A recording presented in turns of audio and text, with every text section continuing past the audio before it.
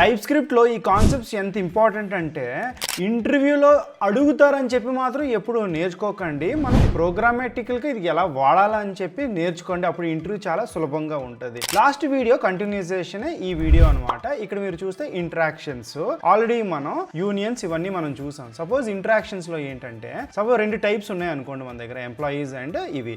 ఈ రెండిటిని కంబైన్ చేసి ఒక టైప్ మనం చేయొచ్చు అనమాట. అదే మనం అండ్ వర్డ్ అనమాట. ఫర్ ఎగ్జాంపుల్ డెవలపర్ అనే టైప్ పర్సన్ అండ్ ఎంప్లాయీతో మనం చేస్తాం. అప్పుడు మనం ఎగ్జాంపుల్ మనం ఇలా క్రియేట్ చేసుకోవచ్చు. అలాగే మనకి అదర్ యూస్ కేసెస్ ఉన్నాయి. అంటే మనకి ఏంటి ట్యూపుల్స్, అరేస్, కాంప్లెక్స్ డేటా స్ట్రక్చర్స్ కూడా టైప్ వాడి మనం చేయొచ్చు అనమాట. ఫర్ ఎగ్జాంపుల్ ట్యూపుల్ అనుకోండి, చాలా సింపుల్. దీని టైప్ మనం ఇలా డిక్లేర్ చేసుకొని డైరెక్ట్గా మనం అదొక టైప్ ఆఫ్ పాయింట్ అని పెట్టుకొని వాల్యూస్ మనం ఇలా ఇచ్చివచ్చు అనమాట. ఒక ఫంక్షన్ మనం చేయాలంటే ఫంక్షన్ మనం ఇలా చేస్తాం. చాలా సింపుల్. పాజ్ చేసుకొని చూడండి.